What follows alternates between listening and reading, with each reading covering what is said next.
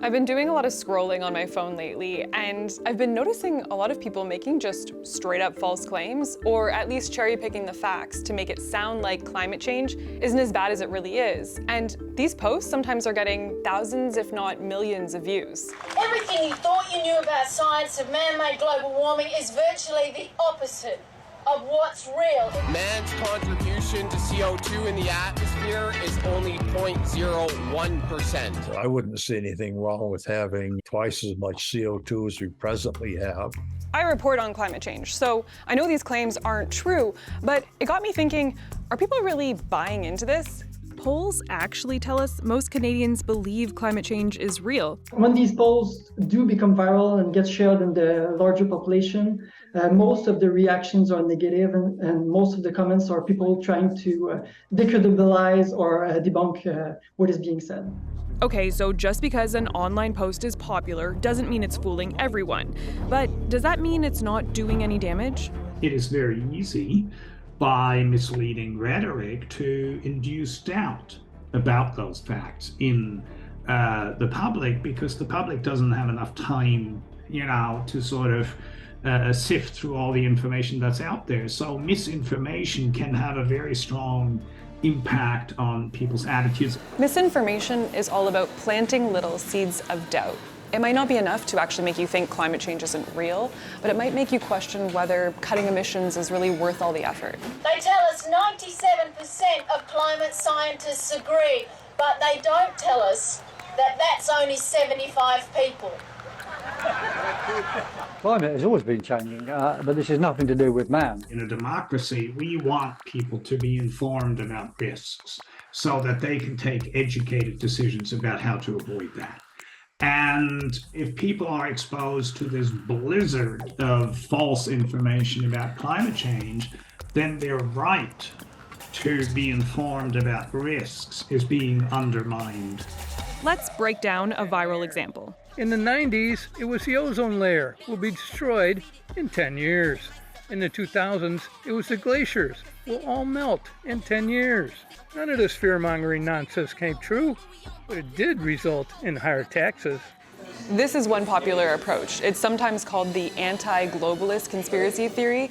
Basically, it works by lumping together all sorts of different global crises and suggests that they're all basically inventions to try and control you. But we know the glaciers are melting, thanks to decades of monitoring through photography, satellite imagery, and fieldwork. We also know that the thinning ozone was a real thing. The reason we don't talk about it much anymore? It's recovering. The Montreal Protocol improves the odds in the risky game the world has been playing with its own future. It's basically a good news story. We don't hear about it because humanity did the right things. Susan Solomon's research helped reveal why the ozone was thinning. I asked her what it's like to hear people claim it wasn't real in the first place. It's a little bit like saying, I had a heart attack and my doctor put a stent in and they told me I had to exercise. And, now I feel great. So I think that was all just, nonsense to make money for the medical establishment. A recent Canadian report calls it manufactured doubt. Misinformation can create a false sense that the science is still in question when it's not.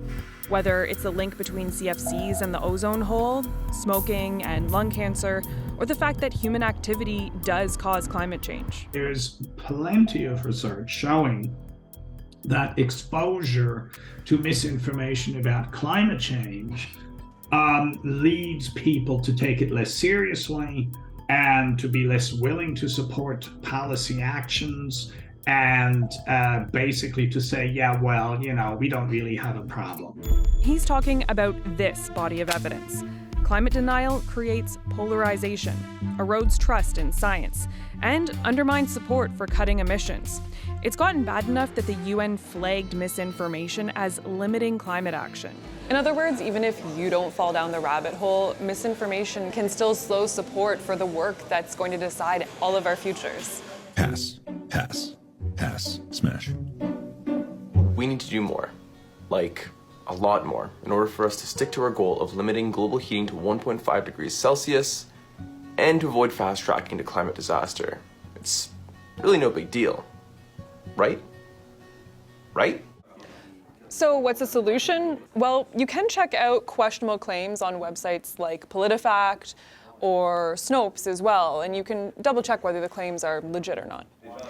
Well, you might be tempted to comment on videos like this one. It might not actually have the kind of effect you'd hope for. Social media platforms tend to promote content that attracts a lot of interactions. So one way around, or one solution that I've seen some people use, is to share a picture of the post when debunking it rather than sharing the post itself.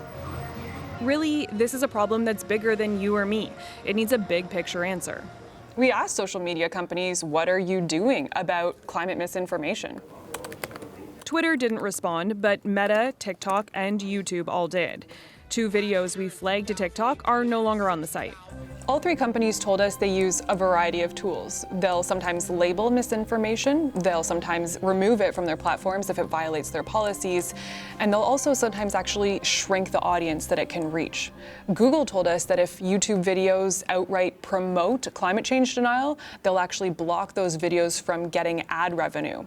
But it's still an uphill battle. We're living in an environment where outrage or anger or fear, anything that evokes attention or captures attention, is being favored by the algorithms of social media. Beyond social media, there are other solutions, like making scientific research easier to access, avoiding overhyped news headlines, and calming down toxic partisan talk. A lot of it's a hoax. It's a hoax.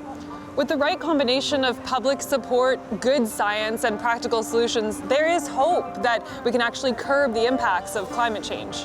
We have done it time and time and time again, and we're already starting to do it now with climate change. We need to get faster at it, but I'm convinced that we'll solve it, because I see people caring. I see people perceiving it, the change, and I see the practical solutions out there. So Jayla, you spent a lot of time combing through misinformation for this story, and I'm curious, what's your advice to avoid being tricked?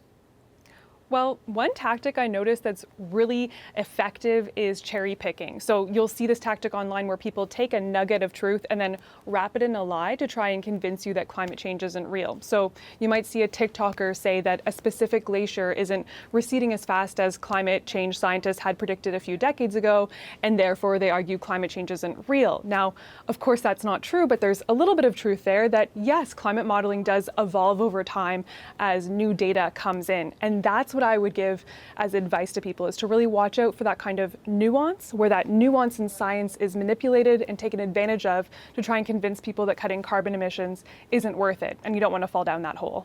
All right, good tip. Jayla Bernstein in Montreal, thank you.